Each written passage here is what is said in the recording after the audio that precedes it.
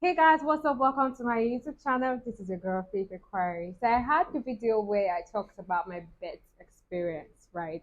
If you're just joining in, I got pregnant around December. I gave birth to a bouncing baby, fine boy, and a lot of people have been asking Faith talk about your entire experience while giving birth to him. And I had one down already, but I couldn't finish it because it was taking a lot of time. So I'm here to finish it up for you guys.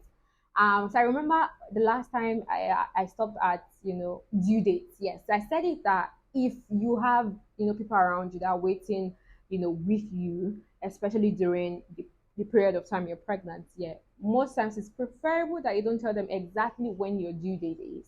Even your due date is not like a date that is very sure that you're going to give birth on, but is a day that you understand that okay, this is a day or the next day that I might give birth to my child. So I think it's way better that you don't tell people exactly when your due date is. You can tell them around the time, maybe a month before or after, so you are not under undue pressure. Now, putting that aside, so I got home after the 40 weeks appointment with my doctor. For those people that don't know, 40 weeks is the normal period of time where you're pregnant, right? So at my 40th week, my doctor said if I don't go into normal labor, I will have to come back for induction. So I got back home. I wasn't really happy because it's just like a week or 2 weeks before, or a week before Christmas. And I was like, is this where I'm going to spend my Christmas? Because I was expecting to have my child, before Christmas, right? And then I got home and I started digging in what is induction. And then most of what I was reading about or learning about or hearing about was that most of the time when people get induced, it ends up in CS, right? Surgery. And I didn't want that because I already had some underlying medical conditions, and I didn't really want to go through CS. I wanted to do like a normal vaginal delivery. And so I read about it, and then I also texted my doctor and I said, how is this induction like? And he was like, it is painful. So I'm like, okay, so for everyone watching, if you don't know what induction means, it means that they are going to induce or they are going to force labor to start with the use of medication, right?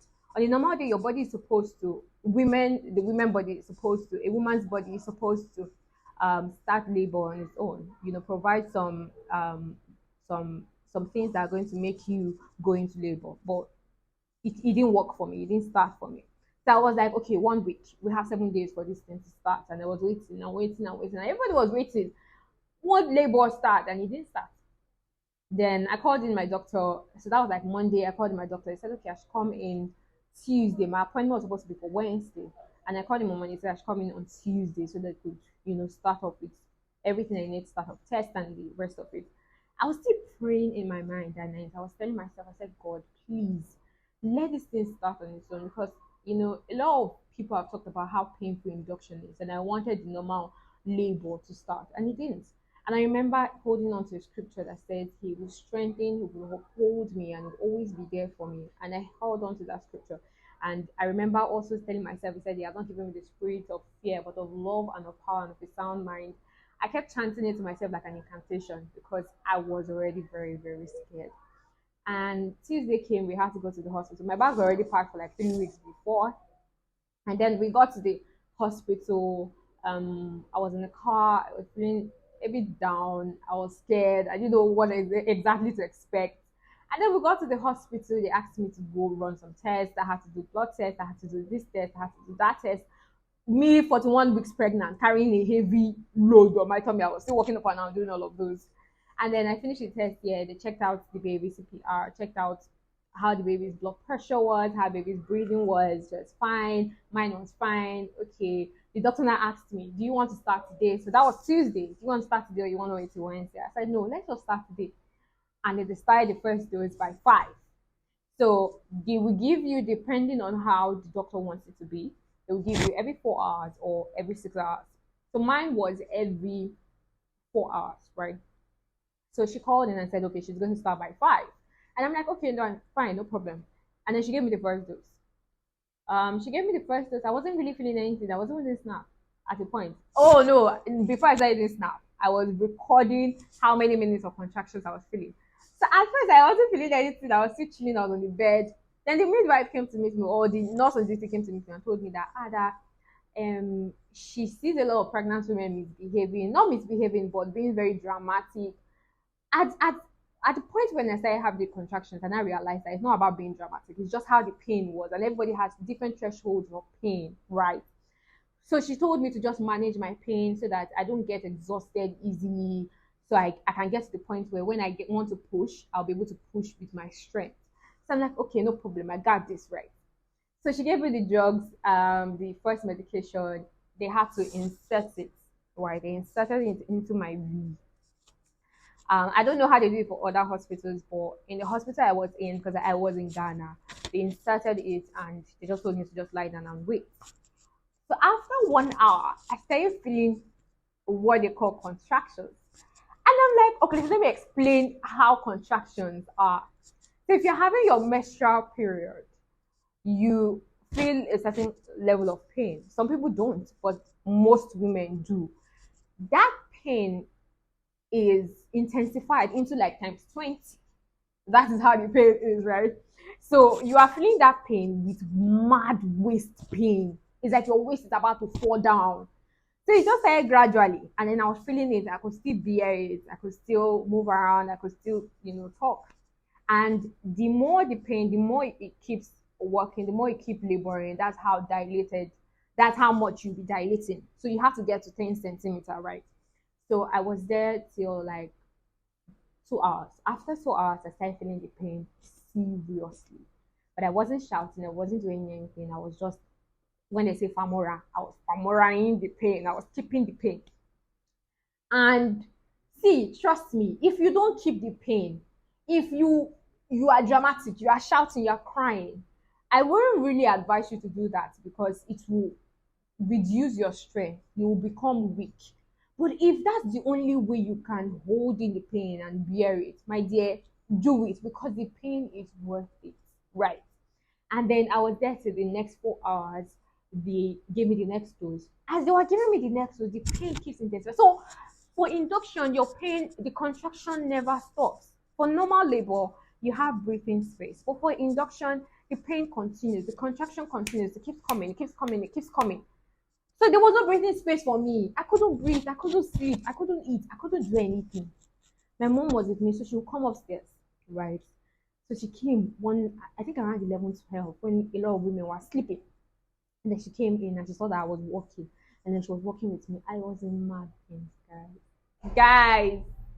And to make everything worse, they will keep doing the cervix check to know how dilated you are. Guys, they'll call me to the room to carry my this thing and check. Oh my god, it was a lot.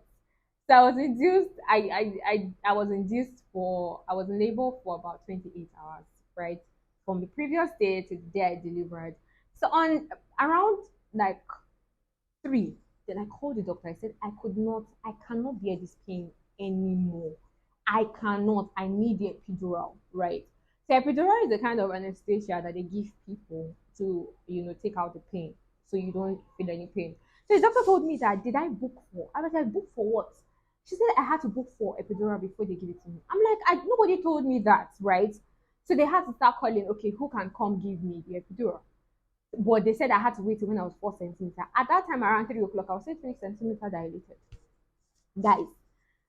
So I waited till 5. When it got to 5 o'clock, they said, okay, I should come and check. They should come and check. They checked me. I was 7 centimeters dilated. My guys, the last said there's only for epidural. I said there's need. Is it your money? Is it your pain? Please give me the epidural. And that's how they gave me the epidural. So the epidural is being given through your spinal cord. I know a lot of people are scared of injections, but you see at that point, when your pain is about to destroy or destroy your mental capacity, you will beg them for that epidural. So they gave it to me in my spinal cord, and from my waist down to my leg, right, I wasn't feeling any pain at all. No pain. I was just numb. Like I couldn't feel my legs. I couldn't feel anything. I was in utter enjoyment, pleasure. I was just happy that I could just be relieved for this pain for a minute. So I was there for like an hour, 30 minutes, and before you knew it, the pain started again. Then I called the lady that gave me the epidural, and I said, what's happening? The epidural has finished. What is going on? I paid good money for this. And then she said, I'm close to 10 centimeters dilated, so that means that I'm going into active labor. So that means that it will soon be time for me to push my baby out. So Guys, this was the first time I now realized that, hey God, I was joking with myself. So that was how they called me that you start pushing. Then one of the nurses came in. And see, we have doctors that are amazing, we have nurses that are amazing, but there are some nurses that are really sent from the devil for you. So this nurse comes in and she said, "Oh, start learning how to push or start, doing your thing." I'm a first time mom. I don't really know how to push. I don't know what to do when I'm pushing, right? I don't know anything about pushing. I just know that they say act like you have constipation and then push like you're pushing a big poo out. I'm not pushing a big poo out. I'm pushing a big baby, right? And then she comes in and said, "Push," and I'm pushing, and she's telling me, "You're not pushing anything." And then she was like, "You're not pushing anything. Your baby would die right now." Imagine, is that what to say to a pregnant woman that is about to give birth? And she's like, the baby blood pressure is dropping. You be there. Oh my, I got scared though. They said push, I was pushing. They said I was not pushing anything. That's as the doctor in charge came in. So I didn't get to have my doctors that have been attending to me. It was another doctor that came in. So he just told me, Faith, you have to just find a way to push. I was pushing. Then he asked me that how was your contraction? Then the contraction that was coming heavily for me before just randomly stopped coming like that. It just reduced. So he said I needed the contractions to actually push, right? And then he told me to calm down and told me to start doing squats. My guys, I did 100 squats. I jumped. Then he told me to lie down on the bed again. Before you knew it, this guy started pushing pitocin. That's the medication. That's the medication they give when they want to get you induced, right? So he started pushing it into my bloodstream so that the contractions can start. So imagine, I was in mad pain. I had to push, and I still had to be mentally ready or mentally capable to push out that baby. So that's how everything started. They said push. I was pushing. They said I was not pushing. Push. I was pushing. They said I was not pushing. I was expecting somebody to tell me how exactly. They just kept saying, push like you have constipation. Push like you have. Guys, this is not poop. This is a baby, right? And I'm pushing. I'm not pushing for my anus. I'm pushing for my V. So there's a total difference, right? Before you knew it, I just told the doctor, at this point, please, I just want to do CS because I need my baby to be fine. I started crying. I said, please, I need my baby to be fine. Let's just do CS. So he now told me that before he will prep me for CS, my baby was already drinking water because my baby was already down, right? And that he just needed me to push. And I said, okay, you know what? Get me my mom. After back and forth, I got me my mom. My mom came in and the doctor was like, my mom should check and to see that the baby is already down and his head is already down. I just needed to push. And then I told my mom, I said, I can't do this anymore because something I forgot to tell you. All through the period of time that I was induced, I was vomiting all through. I didn't eat. I could not eat. I could not drink anything. So I was down on energy. I didn't have energy. I didn't have strength. But I just knew that I had to do this entire thing to get my baby out. And my mom said that I should not do CS, that I should try. So she now told me to start pushing. Then everybody started telling me push. Then I was pushing. Then I was raising my waist up, right?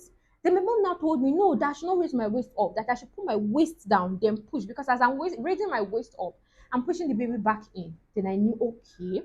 Then my mom held me, then held me one of my legs. Then the nurse held the. It was very traumatic, guys. Very traumatic. But that was everything that happened with. Thank God. And then I pushed.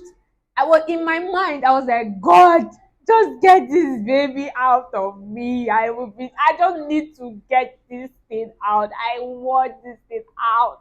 I need to be saved, God. Before he did, I just heard something thump on my tummy. And the baby was out. He didn't cry.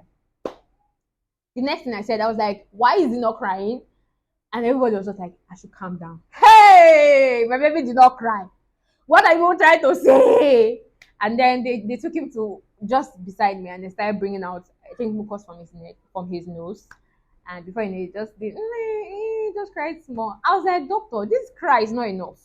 He now tapped him in his feet. I was like, he now shouted, he was like, see what you made me do. I was like, I like it like that. Please let the baby cry, I beg. So all through the period of time that I was pushing, guys, I am going to be rounding up now because I know my director at the back is already like, oh God.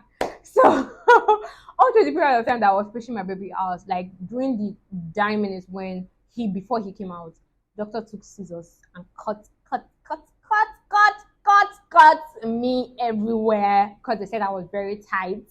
So they had to cut me so that the baby could come out. Then immediately after the baby came out, they had to do an episiotomy, that's like surgery to sew all the place that they cut. And that was how my birth experience went. I know for some people they had normal labor, they got into labor normally, and they had vaginal delivery or CS. But for those people that were induced, I know that some of our stories might be related. Some people do not even really get to have their baby through normal delivery, vaginal delivery. They had to also do CS even through induction because they could not actually bear the pain. But for every woman that have had to go through this pregnancy thing, whether through CS, whether through normal vaginal delivery or during the period of pregnancy or before pregnancy, you took in normally, or you had to do like an insemination, any one of it, you are worth it and you have done a great job. Pregnancy is not easy, it's not a fairy tale. You get the baby, which is worth it at the end of the day. But it's all through the period of time when you're pregnant. We women, we know what we're going through. There's a lot of vomiting, a lot of morning sickness, there's a lot of weakness, there's a lot of sickness, there's a lot of things you have to go through, and this is the reality of being pregnant. So if you want to go into it, make sure that you're mentally ready, make sure you're financially ready, yes, because you're going to spend a lot of money.